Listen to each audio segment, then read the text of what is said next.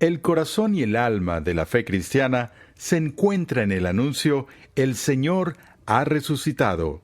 Me gusta la forma en que Pablo habla aquí. Él dice, oye, no vengas a decirme eso de que la religión es buena para el alma. Eso no. Si la religión se basa en una premisa falsa, si no hay una realidad correspondiente a la esperanza que se encuentra dentro de nosotros, seamos sinceros, nuestra predicación es un ejercicio fútil. Nada podría ser más irrelevante que lo que decimos desde los púlpitos de este país, y la fe que expresamos es inútil. Es inútil si Cristo no ha resucitado.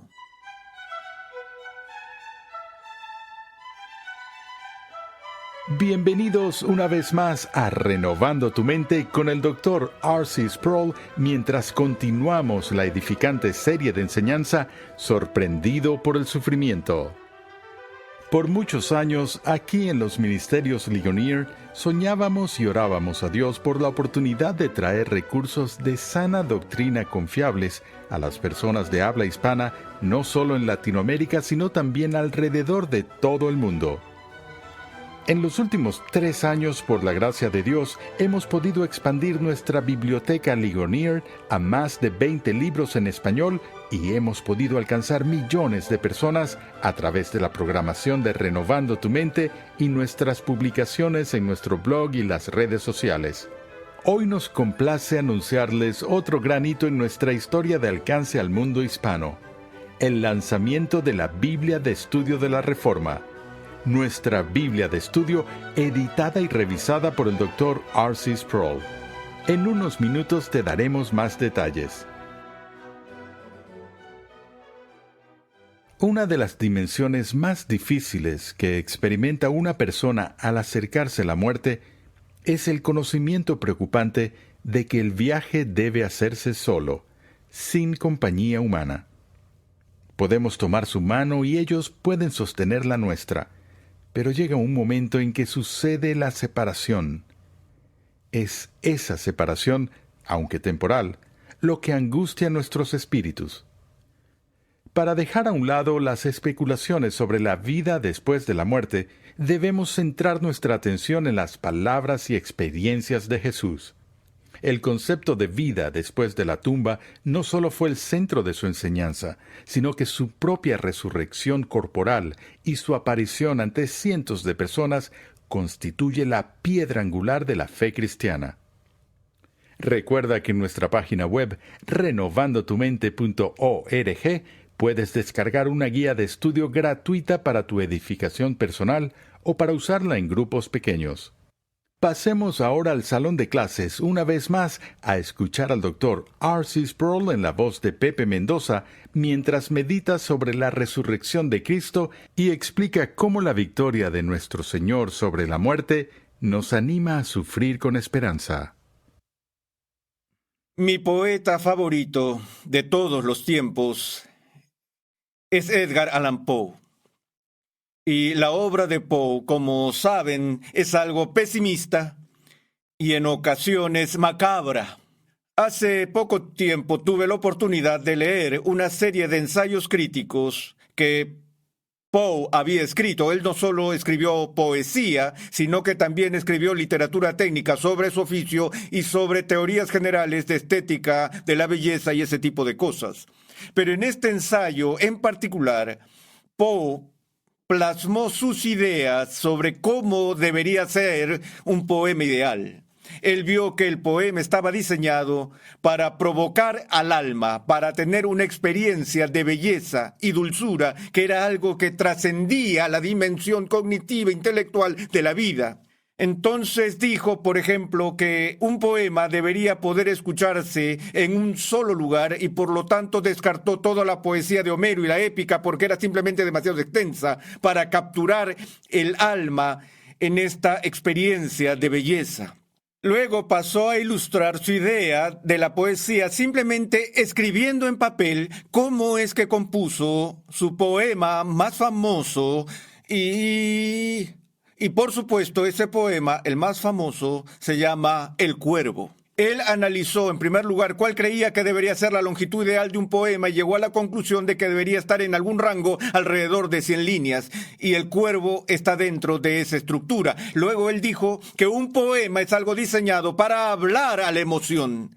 Y dijo, ¿cuál es la emoción más profunda que un ser humano puede experimentar? Él lo contempló y vio la alegría, el miedo y otras emociones de ese tipo, y finalmente llegó a la conclusión de que la emoción más profunda e intensa que experimenta un ser humano es la emoción del pesar. Bueno, cuando la pena se entromete, él dijo, bueno, el dolor más profundo llega cada vez que experimentamos la pérdida de un ser querido. La pena nos ataca cuando llega la muerte. Él dijo, ok, ¿cuál es la forma más profunda de dolor? ¿Es la pérdida de un hijo? ¿La pérdida de un padre? ¿La pérdida de un amigo? Bueno, él pensó que el peor dolor era la pérdida de un ser amado, donde el amor aún no se había consumado. Y por eso decidió escribir un poema sobre un hombre que había perdido a su novia. Una relación en la que había invertido tanta esperanza para su propia felicidad, y esa esperanza simplemente se esfumó. Él dijo, tengo que ponerle un nombre a la mujer, y entonces buscó cómo aplicarlo para que suene musicalmente, o un lenguaje sonoro donde las palabras tenían un sonido que comunicaban un sentimiento o una idea. Y entonces decidió usar palabras que tuvieran el sonido or para ellos. Y puesto que hay algo desolador, incluso en la palabra desolador hay ese sonido or, y también en la palabra dolor. Y él hace esto, verán, con frecuencia usa las palabras eles, lúgubres, lúgubres, lúgubres, lúgubres, en ulalume y así por el estilo. Él toma este lenguaje, esas palabras que suenan como lo que significan. Él dijo, ya sé, llamaré a la joven que muere Leonora. Y luego dijo que la parte más dolorosa del dolor es cuando el dolor se percibe como definitivo e irrecuperable. Y él dijo entonces que la peor expresión que podía pensar en el lenguaje humano para expresar este concepto de pérdida irremediable eran las palabras nunca más. Él dijo, ahora cuando una persona sufre dolor, la peor situación posible en la que se puede sufrir es en solitario. Al menos aquellos que pierden un hijo o algo pueden encontrar consuelo entre ellos. Se pueden consolar mutuamente. Pero el que una persona se separe de todos los amigos y compañeros y tenga que pasar por el proceso de duelo completamente sola es la peor experiencia imaginable de duelo que Poe podría imaginar. Y entonces tomó la decisión de poner a su personaje en un escenario donde estaba solo. Él dijo, pero tenemos que llegar a su corazón, tenemos que llegar a su alma, tenemos que entender lo que está pensando. Entonces tiene que haber alguna forma de expresión verbal y no podemos tener un soliloquio de 100 versos. Y sin embargo, si presentamos a otra persona en la escena, entonces el dolor de la soledad se romperá y por lo tanto necesitaba un contraste para que su héroe mantuviera una conversación, y se le ocurrió la idea de un animal con el que el afligido pudiera hablar. Él dijo, necesito un animal que pueda hablar. Y lo creas o no, damas y caballeros, lo primero que le vino a la mente antes de escribir este poema con un animal parlante fue, ¿qué? ¡Un loro! ¿Se imaginan que el poema más grande de la historia de Estados Unidos se titule El loro? ¿Qué quiero decir? Dice el loro, nunca más. Simplemente esto no funcionaría. Él dijo que de los loros se tiene una especie de imagen frívola y colorida para ellos. Y que necesitamos algo oscuro, sobrio y sombrío que capture el espíritu de este proceso de duelo. Algo así como un cuervo que llega en la noche. Entonces lo que Poe hizo fue que compuso el último verso y luego el primer verso, y después completó la historia. Permítanme refrescarles la memoria. No vamos a leer todo el poema, sino solo el primer verso y el último par de versos, el primer par de versos y el último par de versos, y les ahorraré los otros 90. ¿Recuerdan cómo empieza? Una vez al filo de una lúgubre medianoche, oyen el lenguaje sonoro mientras débil y cansado en tristes reflexiones embebido, inclinado sobre un viejo y raro libro de olvidada ciencia, cabeceando casi dormido, se oyó de súbito un leve golpe, como si suavemente tocaran en la puerta de mi cuarto. Dije musitando, un visitante tocando, quedó a la puerta de mi cuarto. Eso es todo, y nada más. ¡Ah! Aquel lúcido recuerdo de un gélido diciembre, espectros de brasas moribundas reflejadas en el suelo. Angustia del deseo del nuevo día. En vano, encareciendo a mis libros, dieran tregua a mi dolor. Dolor por la pérdida de Leonora. La única virgen radiante, Leonora por los ángeles llamada, aquí ya sin nombre, para siempre. Y ahora que él está solo pensando en la pérdida de Leonora, escucha este golpeteo, este martilleo en la puerta y ya sabes lo que sucede. Se acerca y ve que se trata de este pájaro impío y maligno. El pájaro entra y tiene un vocabulario de 2 palabras. Todas las preguntas que el héroe le hace a este pájaro que habla reciben la misma respuesta monótona y penetrante. Nunca más. Hasta que hay un increscendo de angustia que alcanzamos en el siguiente verso, donde el hombre grita de frustración. ¡Profeta!, exclamé. Cosa diabólica, profeta, sí, seas pájaro demonio enviado por el tentador o arrojado por la tempestad. A este refugio desolado e impávido, a esta desértica tierra encantada, este hogar hechizado por el horror, dime, en verdad te lo imploro. Ay, dime, ¿hay bálsamo en Galad? Dime, te lo imploro. Y el cuervo dijo, nunca más. Profeta, exclamé, cosa diabólica. Profeta, sí, seas pájaro demonio, por ese cielo que se curva sobre nuestras cabezas, ese Dios que adoramos tú y yo, dile a esta alma abrumada de penas si en el remoto Edén tendrá en sus brazos a una santa doncella llamada por los ángeles, Leonora. Tendrá en sus brazos a una rara y radiante virgen llamada por los ángeles, Leonora. Y el cuervo dijo, nunca más. ¿Escuchas lo que está preguntando? ¿La volveré a ver del otro lado? ¿Nos reuniremos? El cuervo dice, no. Sea esa palabra nuestra señal de partida, pájaro o espíritu maligno, le grité presuntuoso. Vuelve a la tempestad, a la ribera de la noche plutónica. No dejes pluma negra alguna, prenda de la mentira que profirió tu espíritu. Deja mi soledad intacta, abandona el busto del dintel de mi puerta. Aparta tu pico de mi corazón y tu figura del dintel de mi puerta. Y el cuervo dijo, nunca más. Y el cuervo nunca emprendió el vuelo, aún sigue posado en el pálido busto de Palas en el dintel de la puerta de mi cuarto. Y sus ojos tienen la apariencia de los de un demonio que está soñando, y la luz de la lámpara que sobre él se derrama tiende en el suelo su sombra. Y mi alma, del fondo de esa sombra que flota sobre el suelo, no podrá liberarse nunca más. Es una experiencia estética, pero tiene un mensaje racional. Es el mensaje de la desesperación total. Un hombre que mira en el pozo de la muerte y llega a la conclusión de que no hay nada al otro lado. Y no trata de cubrirlo con cosméticos, pero su conclusión es de desesperación total. Debo contarles de mi propia investigación filosófica, damas y caballeros, que solo hay 2 visiones básicas que creo que tienen algún significado para ellos. Una es el judeocristianismo completo o, por otro lado, sencillamente un nihilismo. Siento desdén intelectual por aquellos que quieren jugar ambos extremos contra el punto medio, aquellos que no tienen las agallas para ver que estamos jugando un juego cuyas apuestas son finales aquí.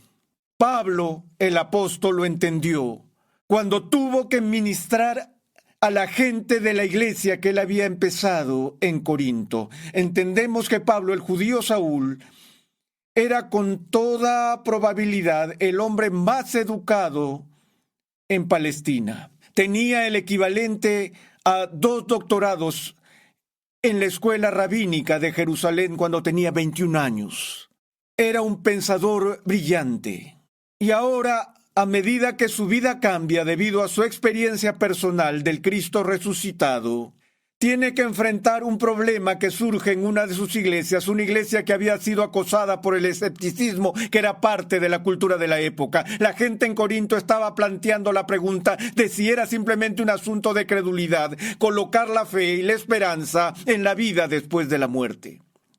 ¿Te das cuenta, no es cierto, que a veces miramos hacia atrás al primer siglo y decimos, bueno, por supuesto, esas personas del primer siglo podían abrazar fácilmente la mitología y creer en dioses moribundos y resucitados y en las resurrecciones de la muerte y todo eso, pero nosotros somos más sofisticados que ellos, estamos en el siglo XX, estamos en la era científica, nadie cree en la vida después de la muerte en estos tiempos. Una cosa es que estas personas ingenuas, precientíficas del primer siglo lo crean y otra cosa es, pero déjenme decirles algo, damas y caballeros, en el primer siglo, cuando moría la gente, ellos permanecían muertos tan seguido y tan frecuente como lo es hoy. Y las resurrecciones no eran más comunes entonces de lo que lo son ahora. La muerte ha existido por mucho tiempo. Y la aparente finalidad de esto ha sido algo con lo que el espíritu humano ha tenido que lidiar mientras haya seres humanos que mueren. Por lo tanto, no debería sorprendernos que incluso en la congregación corinta surgieran personas que miraban dudosamente esta enseñanza central de la Iglesia del Nuevo Testamento de que Jesús había resucitado entre los muertos. Por eso Pablo escribe esta epístola e intenta lidiar con estos problemas. Y leemos en el versículo 12 del capítulo 15 de Primera de Corintios esta línea de razonamiento que me gustaría que sigas con cuidado. Él dijo, si se predica que Cristo ha resucitado entre los muertos, ¿cómo dicen algunos entre vosotros que no hay resurrección de muertos? Él dijo, si no hay resurrección de muertos, entonces ni siquiera Cristo ha resucitado. Ahora, lo que vas a ver aquí es algo que no es del todo común en el Nuevo Testamento. Lo que vas a ver es una forma de razonamiento lógico, muy estrecha y bien expresada, que usa un método antiguo de razonamiento que involucra lo que se conoce como la estructura, sí entonces, de razonamiento condicional. Fue una que popularizó la filosofía del escéptico Zenón de Elea cuando él tomó los argumentos de su oponente y los redujo a lo absurdo. Llevó los argumentos de la gente a su conclusión lógica y demostró que si tú fueras lógico, si fueras consistente, si creyeras en A, entonces la consecuencia de tu pensamiento te conduciría a un sinsentido despreciable. Entonces lo que él hace es que pasa por este proceso en una serie de declaraciones de razonamiento condicional y empieza simplemente diciendo, bueno, consideremos esto, si no hay resurrección en absoluto, si tenemos aquí un negativo universal, los negativos universales no permiten afirmaciones particulares. Si no hay resurrecciones, entonces no puede haber una resurrección. No hay resurrección de entre los muertos, entonces evidentemente Cristo no resucitó.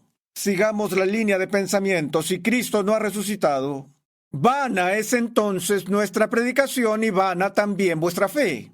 Me gusta la forma en que Pablo habla aquí. Él dice, oye, no vengas a decirme eso de que la religión es buena para el alma. Eso no. Si la religión se basa en una premisa falsa, si no hay una realidad correspondiente a la esperanza que se encuentra dentro de nosotros, seamos sinceros, nuestra predicación es un ejercicio fútil. Nada podría ser más irrelevante que lo que decimos desde los púlpitos de este país, y la fe que expresamos es inútil. Es inútil si Cristo no ha resucitado. Hablo de esto cada vez que tengo oportunidad porque estamos viviendo en un momento de la historia de la Iglesia cristiana donde hemos visto todo tipo de intentos para darnos una versión sintetizada del cristianismo. Dicen que ya nadie cree en lo sobrenatural.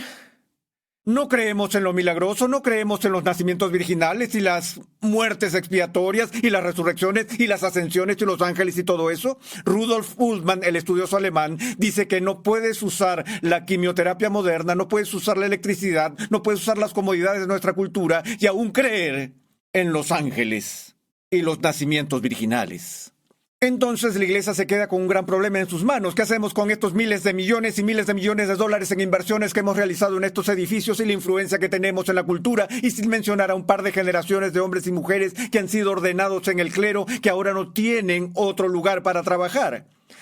¿Qué hacemos? ¿Cerramos nuestras puertas y decimos perdón, nos equivocamos? Eso es lo que está sucediendo en Europa. ¿O tratamos de rescatar de esta religión anticuada algo que todavía tiene valor contemporáneo? La ética, por ejemplo, de Jesús. Y por eso despojaremos los elementos sobrenaturales de la fe cristiana y preservaremos los elementos naturales de la prudencia y la percepción de este rabino judío e intentaremos continuar de esa manera. Pablo, el apóstol, no tuvo tiempo para eso y pensó que era infantil, que al fin de cuentas era inmaduro. Es un tipo de religión establecida por personas que quieren el pastel y comérselo también. Él dijo, seamos sinceros, saben, si Jesús está muerto, no hay razón para que yo le otorgue un significado permanente. Si no hay resurrección, nuestra fe es vana.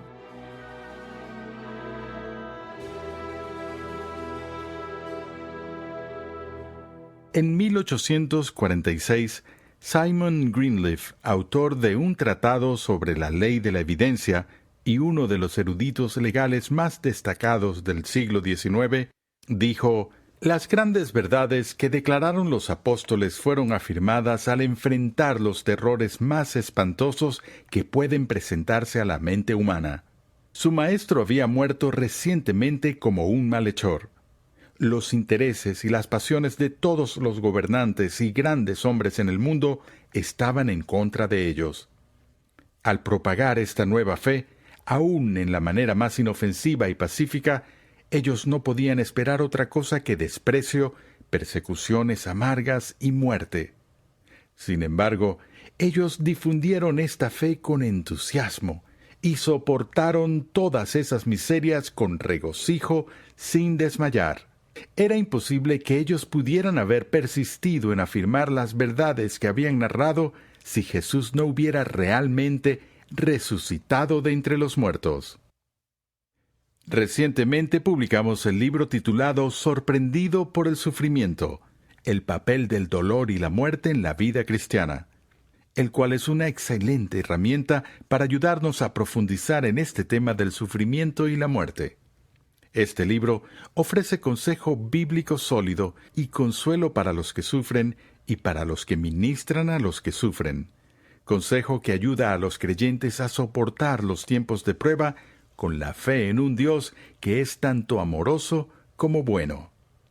Puedes conseguir el libro Sorprendido por el sufrimiento, el papel del dolor y la muerte en la vida cristiana, en tu librería cristiana favorita.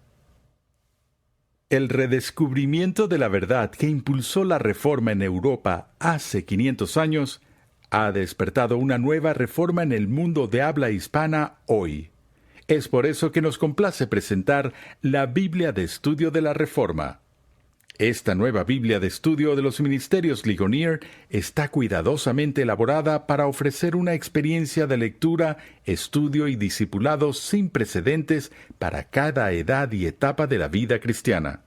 Más de 1 millón de palabras de explicaciones versículo por versículo y temáticas, con la colaboración de 75 distinguidos pastores y teólogos de alrededor del mundo, liderados por el Dr. R.C. Sproul. Visita la página web bibliadeestudiodelareforma.com para que puedas obtener toda la información referente a las características únicas de esta Biblia, descargar una muestra gratuita de las herramientas de estudio que incluye y conocer la disponibilidad de la misma en tu país. Una vez más, la página web es bibliadeestudiodelareforma.com. En el siguiente episodio de Renovando tu Mente, R.C. Sproul continúa examinando cómo la victoria de Cristo sobre la muerte nos ayuda a enfrentar la muerte no solo con dolor, sino también con gran esperanza.